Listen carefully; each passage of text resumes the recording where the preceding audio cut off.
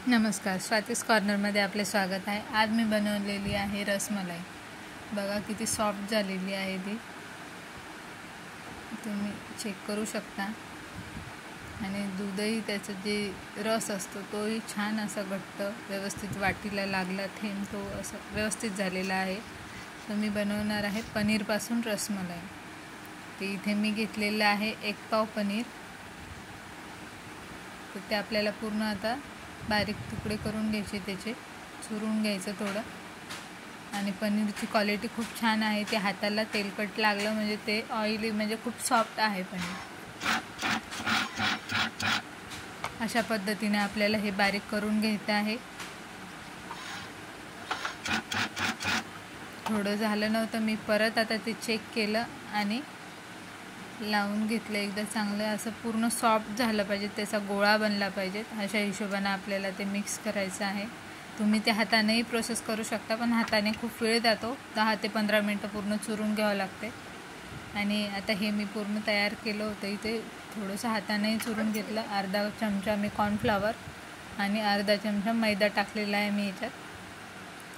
परत हाताने 5 मिनटं आपण चांगलं चोळून घेऊ, जेवढं सॉफ्ट होईल तेवढी रसमलाई छान होते। बघा तुम्ही पाहू शकाल, ते पूर्ण कणिक अशी एकजीव झालेली आहे, रवाळ रवाळ नाही आहे। इथे मी 2 कप साखर टाकलेली आहे आणि 4 कप पाणी टाकलेलं आहे। म्हणजे पाणी जास्त टाकायचं, साखर आपल्याला 2 कप भरपूर होते 1 पाव पनीरसाठी। आता इकडे साखर विरघळेपर्यंत आपल्याला इकडे हे रसमलाईचे गोळे करून घ्यायचे आहे। तुम्ही हे गोल पण करू शकता, मी थोडी चापट केले। जशी बाहेरची विकतची रसमलाई असते तशी ही टेस्ट पण होते आणि दिसायलाही तशी दिसते। आता आपल्याला हे थोडे चापट करून घ्यायचे। तुम्ही गोलही आपले रसगुल्ले जसे असतात तसंही करून घेतलं तरी चालेल। आता इथे आपल्याला हे पूर्ण तयार करायचं, तोपर्यंत याच्यात साखर चांगली विरघळून होते।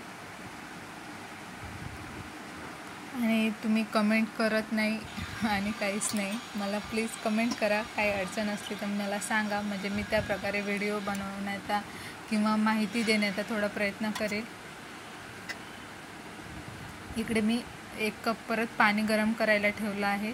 आणि इथे साखरेच्या याला पाकाला पूर्णपणे उकळी आल्याशिवाय आपल्याला हे टाकायचं नाही आहे रसमलाई। तर त्याच्यामुळे आता हे पूर्ण उकळी आलेली आहे, तेव्हा मी एक याच्यात सोडले।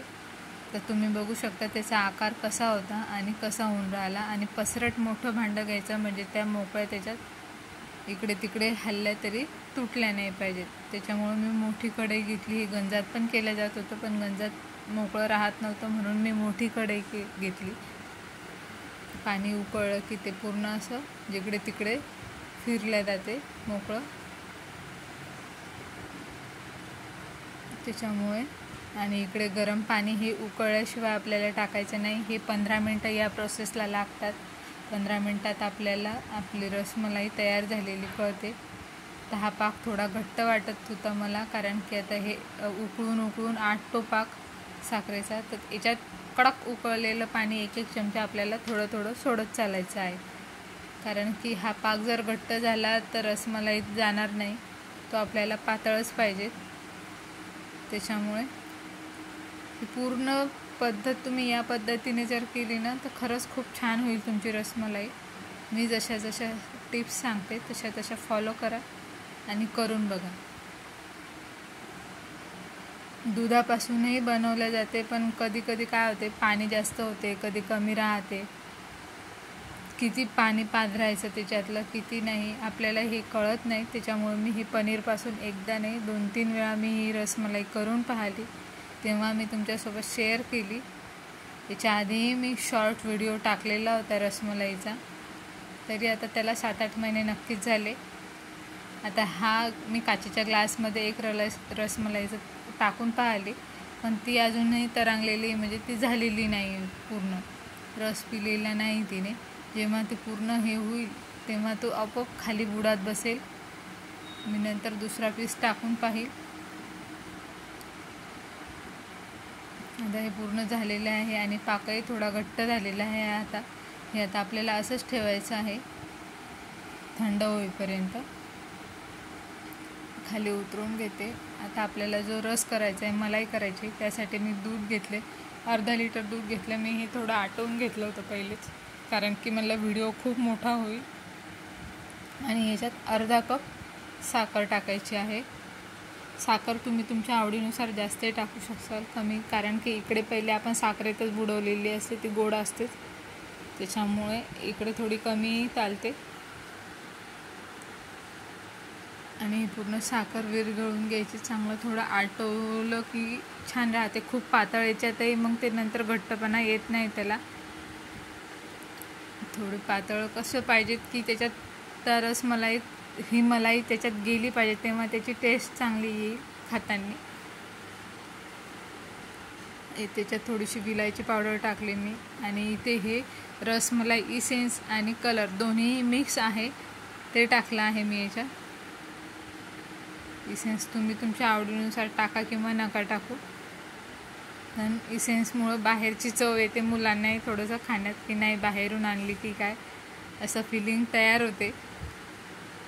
आता मी इथे हे गंजात टाकून घेते. ते गंज माझं दुधाचं होतं, त्याच्यामुळे मी रात्रभर ते फ्रीजमध्ये ठेवायचं आहे आपल्याला. तर चेंज करून घेतलं, या भांड्यात टाकलं. आता याच्यात आपण एक एक टाकून घेऊ.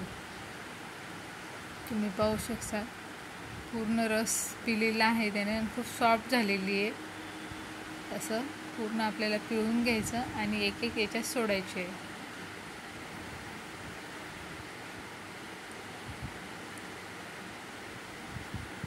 कुठं तुटलेली नाही, कुठं पाणी पांढरं झालेलं नाही, काहीच नाही. तुम्ही पाहू शकता व्यवस्थित रसमलाई रेडी होते आपली.